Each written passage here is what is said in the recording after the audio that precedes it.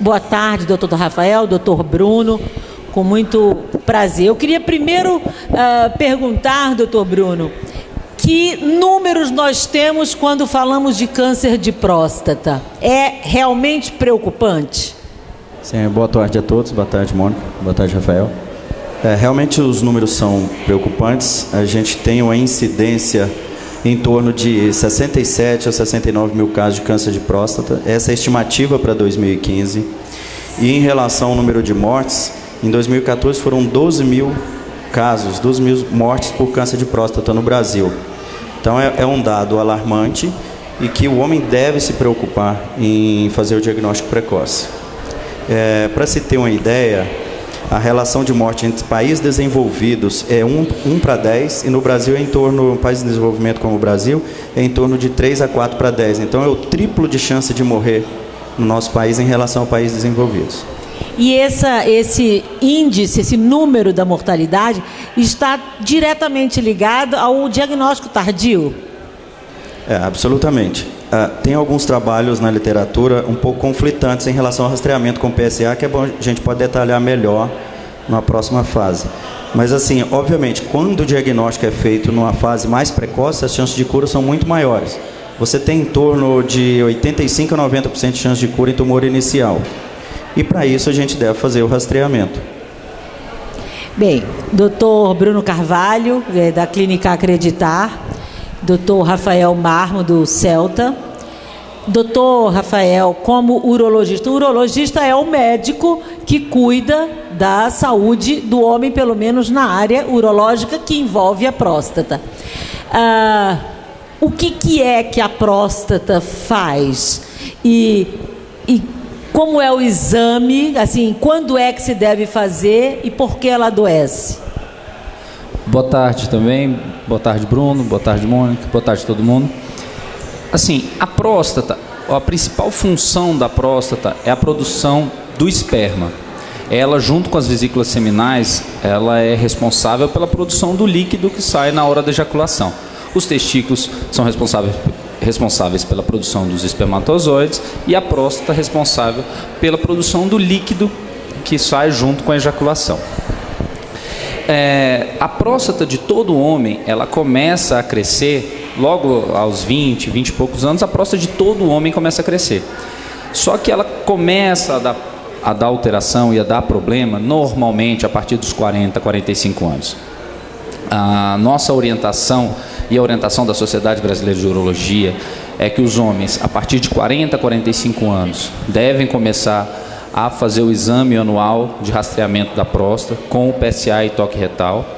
E isso, aos 40, 45 anos, os homens que têm história na família de câncer de próstata, e dos 45 ou 50 anos são aqueles que não têm história na família.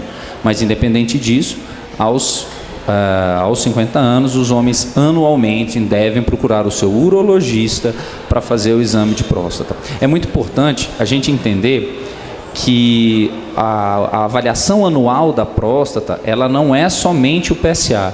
Então não adianta você ir ao seu cardiologista, você ir ao clínico e pedir o PSA e ele está normal. Não, isso não é a avaliação correta da próstata. A avaliação da próstata é você procurar o seu urologista anualmente e fazer todos os exames que são necessários. A gente sabe que há ainda um preconceito desses homens. As moças e mulheres que estão aqui conhecem homens que têm preconceito? Eu não vou... Conhece, senhora? Tá cheio? Eu vou pedir o microfone ali para nossa amiga.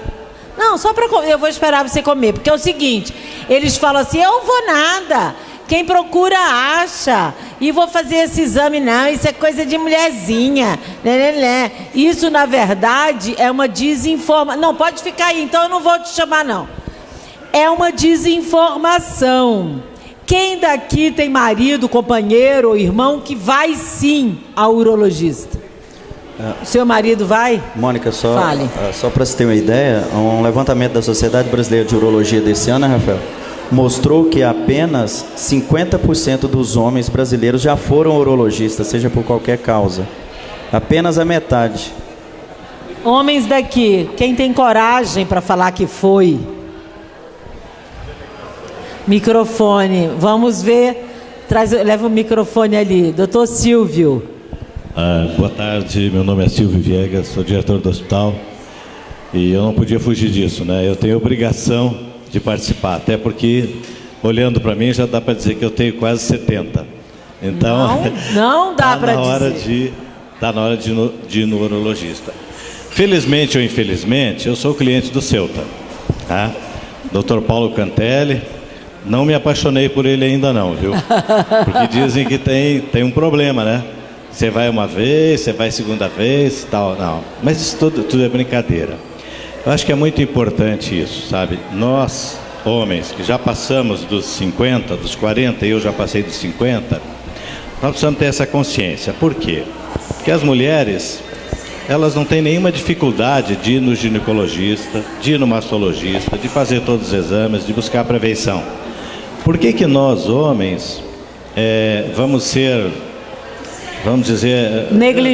negligentes, ou por que nós vamos permitir que as nossas mulheres fiquem viúvas mais cedo por não participarmos, se não fazermos exames, por não fazermos esse tratamento preventivo. Eu já faço esse tratamento já faz mais de 10 anos. Nos primeiros anos, o próprio urologista me dizia, não, só o PSA. Mais de uns 6, 7 anos para cá, não, agora não tem jeito, não tem como fugir. Mas é só uma vez por ano mesmo. Então não tem problema. É desagradável? É constrangedor? É. Mas quando a gente se torna amigo do médico, a coisa fica mais tranquila, fica mais fácil. Porque dentro de uma conversa natural, a gente acaba participando desse processo. E não deixa a gente nem menos homem, nem mais homem. Eu acho que isso é preconceito e, graças a Deus, eu não tive nenhum problema desde que passei a me submeter a esse tipo de avaliação e de prevenção. Que, assim como a gente vai no cardiologista, infelizmente o homem também tem que ir no urologista. Obrigada, doutor Silvio. Esse exame, que é como o senhor disse, o PSA não adianta sozinho, ele pode ser uma grande ferramenta para a detecção do câncer. Em detectado o câncer no início, as chances de cura são grandes? E se sim, a sequência é cirurgia?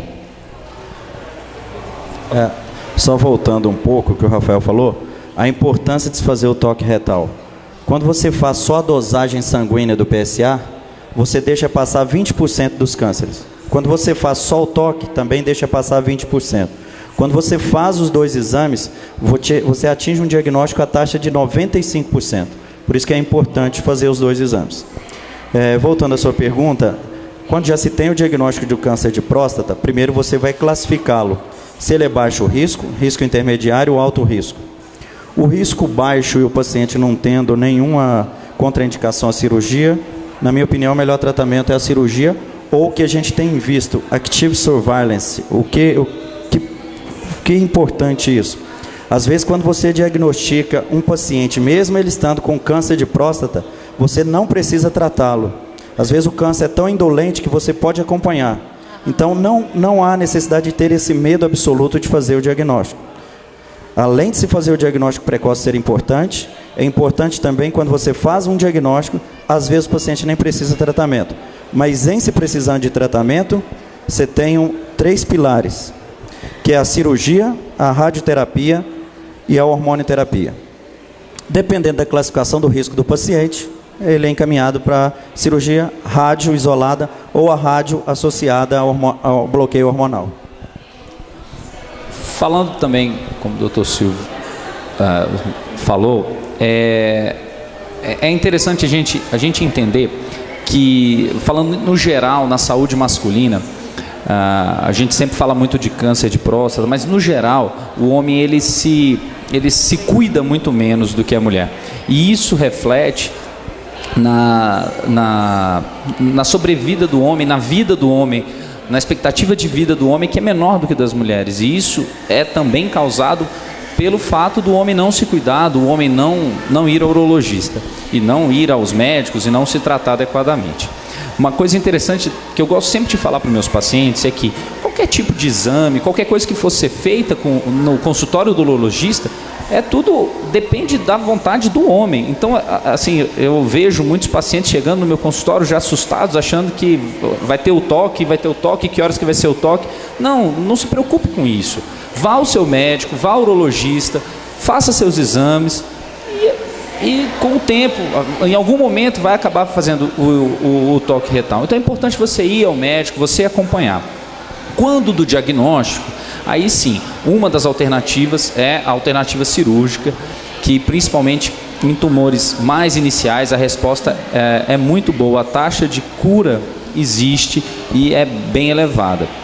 E uma coisa muito importante da gente falar é que quanto mais cedo é feito o diagnóstico, mais inicial é o câncer e mais a chance de você diminuir as complicações, que são as principais complicações temidas com a cirurgia, que é a impotência sexual e a incontinência urinária. Então, quanto mais cedo é feito o diagnóstico, mais rápido é feita essa cirurgia quando indicada e menos a chance de você ter as complicações decorrentes dessa cirurgia. Doutora, eu acho que é para o urologista, não sei se para o doutor Cláudio, quais são os primeiros sintomas do câncer de próstata? Tá, então isso é uma coisa interessante que a gente tem que entender. Existem dois problemas básicos da próstata, dois problemas principais que acontecem na próstata. Um é o aumento da próstata e dois é o câncer de próstata. O aumento da próstata a gente chama de hiperplasia prostática benigna. Esse aumento da próstata acontece em todos os homens. Como eu falei no início, todos os homens a próstata vai crescer. Ela vai crescer. Em alguns homens ela vai crescer mais, em alguns homens ela vai crescer menos. Alguns ela vai dar sintoma e alguns ela não vai dar sintoma. Então é importante a gente diferenciar isso. Normalmente, a grande maioria dos cânceres de próstata, eles não têm sintoma algum. Os sintomas que os homens, quando a próstata cresce, eles estão relacionados a simplesmente o aumento dessa próstata. E uma próstata grande não tem absolutamente nada a ver com o câncer de próstata. Você pode ter câncer em próstatas grandes e câncer em próstatas pequenas. Então, por isso que é muito importante você ter o acompanhamento do seu urologista, para ele identificar esse aumento da próstata, que não necessariamente tem a ver com câncer, e diferenciar do câncer. Mas não tem dor, sangramento, nada? Não, esse é um ponto importante que você tocou, principalmente relacionado ao assunto câncer de próstata. 90 a 95% dos cânceres de próstata não tem sintomas. Os tumores iniciais, mais um aspecto importante para o homem procurar o urologista mesmo sem sintomas, que a maioria dos homens, e eu me incluo nessa, a gente só pensa em procurar o médico quando tem alguma coisa.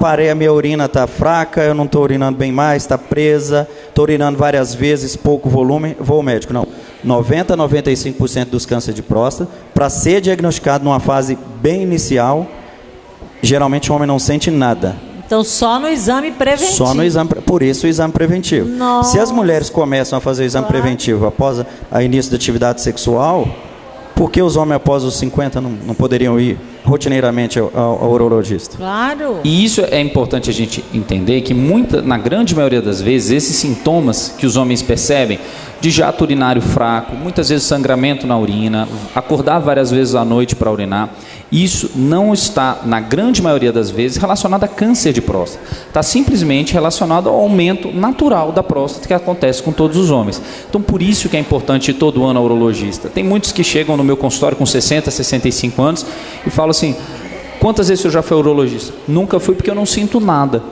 Mas é exatamente esse o problema. Provavelmente não sente nada porque a próstata é pequena.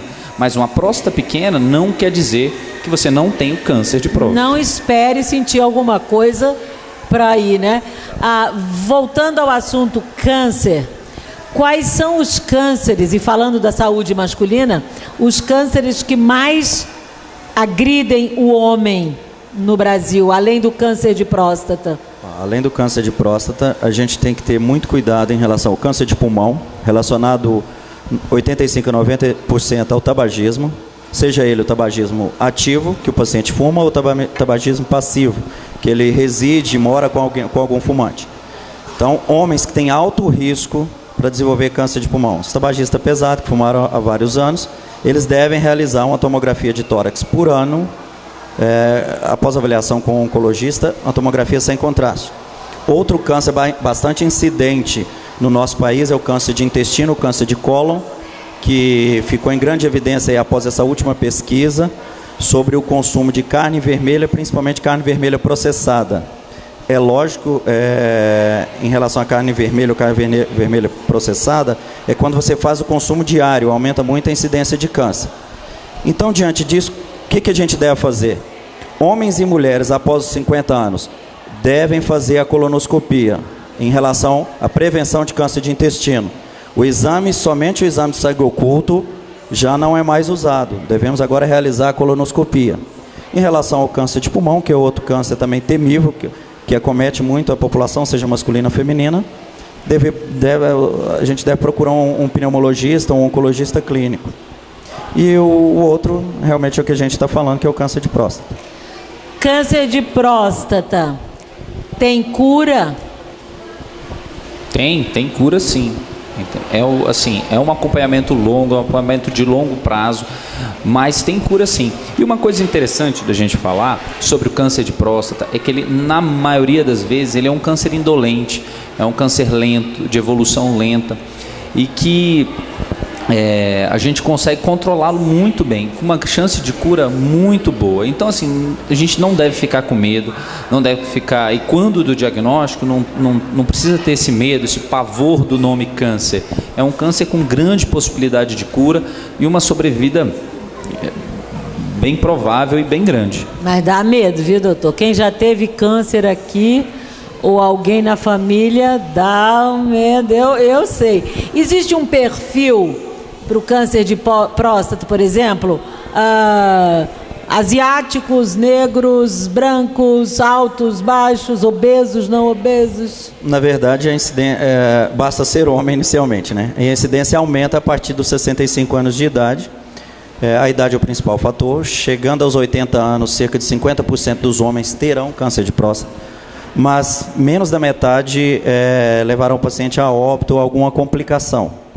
Outro fato importante em relação aos afro-americanos, tem muito relato na literatura, os pacientes, as pessoas de cor negra, elas têm a incidência maior de câncer de próstata. Falando em fatores dietéticos e outros fatores, quem tem uma alimentação não saudável, quem é fumante, quem é obeso, quem é de alimentação rica em gordura e pobre em vegetais, pobre em verduras, tem maior chance de ter câncer de próstata. Outro aspecto importante é se você tem parentes de primeiro grau na família. O que é parente de primeiro grau na família? Irmão e pais. Então, se você... Pai, né? Óbvio. Se você tem um pai ou irmão com câncer de próstata, sua chance duplica. Se você tem 2 parentes de primeiro grau, ela quadriplica. E se você tem 3 parentes, ela é 10 vezes maior chance de você ter câncer de próstata. Então... mais cedo ainda. Esses são os principais fatores. Se você tem alguém na família abaixo de 60 anos com câncer de próstata, deve imediatamente procurar o urologista. Doutor, como urologista, uma outra questão que eu sempre recebo dos homens, e aí é por e-mail, uma coisa meio escondida, é sobre as disfunções eréteis. Do tipo, Mônica, depois dos 60 anos... vou ter inevitavelmente disfunção erétil? E aí eu quero que o senhor responda. Tá. Primeiro a gente tem que entender alguma coisa sobre a sexualidade masculina. O homem, desde sempre, ele tem aquela obrigação de ter o desejo sexual e a obrigação da ereção a qualquer momento. O homem tem na cabeça que se a parceira está com vontade, ele tem que estar com vontade e ele tem que ter ereção. É óbvio, quando o homem é jovem, tem 20 e poucos anos, a qualquer momento é momento, ele vai estar disposto a ter a relação sexual. A gente tem que entender e aceitar que a idade altera o nosso desempenho sexual. A gente não pode se cobrar que aos 40 anos a gente tenha o mesmo desempenho dos 30, que aos 50 a gente tenha o mesmo desempenho dos 40. Então eu tenho muitos pacientes que chegam, doutor, mas quando eu tinha 40 anos, quando eu tinha 20 anos, era assim. Eu falei, exatamente, você não tem mais essa idade. Não existe uma quantidade mínima e que seja obrigatório da relação sexual. Você tem que ter uma relação sexual saudável, uma frequência saudável que seja satisfatória para o casal. E o que acontece muito, que eu vejo nos meus pacientes, é o seguinte: eles se cobram demais o desempenho sexual e às vezes eles chegam em casa, estão cansados, com sono, preocupados, com problemas, não estão com vontade e se forçam a ter relação sexual porque a parceira quer ou porque eles acham que eles têm que ter a relação sexual, senão eles não são homens. E aí essa cobrança acaba que eles não vão ter o mesmo desempenho que eles podiam ter no momento mais de tranquilidade, sem estresse. Então isso é a primeira coisa que a gente tem que entender sobre a sexualidade masculina. O homem tem ele se sente na obrigação de ter relação a hora que for. Então isso é muito importante a gente entender. A segunda coisa é que existem disfunções sexuais da ereção que estão relacionadas principalmente ao tabagismo, à hipertensão arterial, à diabetes, e elas podem ser tratadas, são acompanhadas, existem remédios seguros para esse acompanhamento. Mas então a gente tem que entender muito bem a sexualidade masculina e o homem aceitar que, com a idade, o desempenho sexual muda e o desejo sexual muda. Isso é a primeira coisa. É verdade que daqui a 10 anos todos teremos câncer, de alguma forma? Não, não é bem isso, não todos teremos, mas a incidência de câncer vem aumentando bastante. Acho que por volta, a gente tem dados estimativos, por volta de 2025, talvez seja a maior causa de morte no mundo. Mas isso também porque as doenças cardiovasculares estão perdendo um pouco o terreno em relação à causalidade de morte, porque se tem chegado a um tratamento melhor dessas doenças. E por que a incidência de câncer vem aumentando? A população está envelhecendo mais, os hábitos de vida mudaram, a alimentação também mudou, a prática de atividade física também diminuiu em relação a todo o comodismo da vida. Então a atividade física tem diminuído regularmente, mas devido a essa comodidade da vida moderna. Então, com o aumento da expectativa de vida, alimentação não saudável, o tabagismo, a incidência tende a aumentar. Uma pessoa adulta, homem ou mulher, que tem uma vida corrida, alimentação mais ou menos, de que queira assim, agora eu estou com medo de ter uma doença mais grave. O que ela tem que hoje fazer que dê tempo ainda de reverter? A gente tem alguns passos, até a nossa campanha Diga Não ao Câncer, do Grupo Acreditar. Alguns fatores são importantes. Primeiro, não fumar. Abandonar o tabagismo, cessar o tabagismo imediatamente. Ingerir bebidas alcoólicas com moderação. No caso dos homens e mulheres, 1 cálice de vinho por dia. Praticar atividade física rotineiramente. Uma alimentação saudável. Carne vermelha 1 vez por semana. Evitar carne vermelha processada. Abusar das frutas, vegetais, legumes. Então, tudo isso. Fazer os exames de prevenção, tanto no homem quanto na mulher. O homem, o câncer de próstata, a mulher, o câncer de mama. E também a prevenção de câncer de cólon, como eu já havia falado. As vacinas contra HPV, principalmente para diminuição da incidência de câncer de colo de útero. Fazer a prevenção de câncer de colo de útero. Todas essas mudanças na atitude e na busca de uma melhor saúde pode diminuir em torno de 20% a chance de você desenvolver câncer. E nunca é tarde para começar. Sorrir, meditar, ser feliz, abraçar o vizinho, ser bem-humorado. Fazer amor. Fazer amor. Sexo é importante, né? E amar ou não? Ou não interfere? Os dois juntos. Oba. Doutor, dicas para o homem que está preocupado, está assim... Saúde meia boca, não foi ao urologista, consciência pesada com isso tudo. O que ele pode resolver fazer a partir de agora? Primeira coisa, procurar o seu médico, procurar o urologista, se ele já tem acima dos 40 anos, procurar o cardiologista, procurar fazer uns exames de rotina, iniciar atividade física regular, controlar a alimentação, não abusar do álcool, cessar o tabagismo, como o Dr. Bruno falou. Então eu acho que essas são as atitudes principais. E se cuidar. Acho que o Silvio falou agora, a gente não quer deixar as nossas mulheres viúvas, né? E a tendência é que isso aconteça porque a nossa expectativa de vida é menor. Então, se cuidar, isso é muito importante. Viúvas novas e com dinheiro, já imaginou? E a viúva o diabo escova, hein? Por favor, tem uma pergunta ali. Oi, doutor. Oi, boa tarde. Eu tenho duas perguntas. Seu nome. Israel. Isso. Eu tenho duas perguntas. O meu tio, irmão da minha mãe, sofre de câncer de próstata. Ele teve de fazer a retirada. Então, eu queria saber se eu tenho mais possibilidade de ter a doença, desenvolver a doença. E a segunda é se na retirada da próstata o homem perde a função erétil. Irmão da sua mãe, né? Isso. Na verdade, não é parente de primeiro grau quando a gente fala em termos de medicina. Então, o caso dele foi esporádico. Então, você tem a mesma chance que a população normal.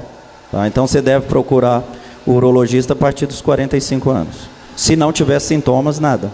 Se começar a ter alguma alteração urinária, obviamente você deve procurar o médico numa fase mais anterior. Quantos anos você tem, Israel? 34. Tá jovem. Então, agora sobre a retirada da próstata. Repetindo o que eu falei antes, a gente tem dois problemas principais da próstata, que é o aumento da próstata e o câncer de próstata. Eu falo com meus pacientes que a próstata é como se fosse um pão. E quando a gente tem o aumento da próstata, é o miolo do pão que cresceu. Então a gente tem que tirar só o miolo do pão, seja com corte, que a gente pode tirar esse miolo do pão com corte na barriga, ou a gente pode tirar esse miolo do pão pelo canal, uma cirurgia pelo canal, sem corte, que você raspa todo esse miolo do pão. Isso é para próstatas aumentadas, que dão os principais sintomas da próstata. Essas cirurgias, o índice de impotência sexual e até da incontinência urinária, que são as duas preocupações, são muito, muito, muito baixos. Tá? Primeira coisa. Agora, segundo, o câncer de próstata. Então, quando é o câncer de próstata, você tira o pão inteiro, com casca e tudo. Entendeu? Bom exemplo. E nessa situação, aumenta um pouco o risco da impotência sexual.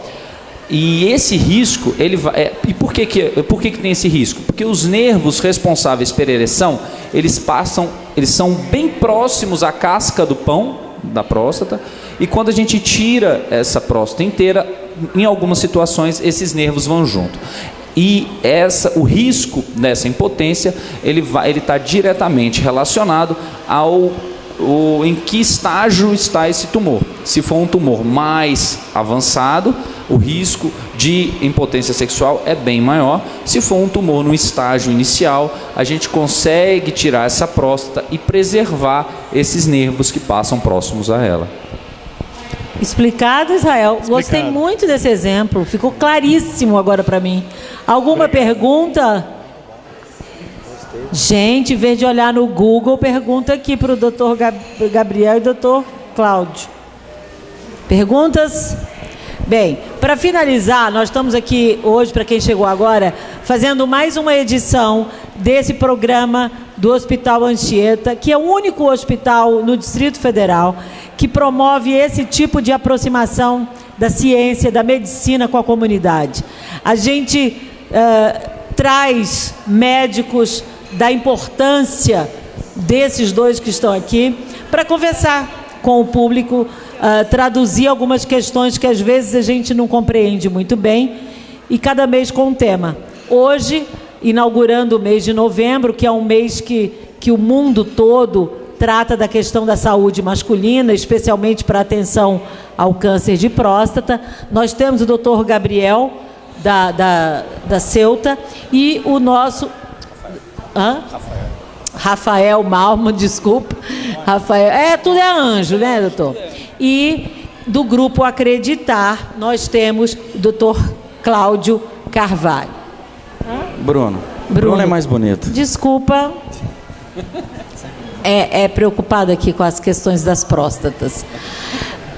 Doutor Bruno Carvalho.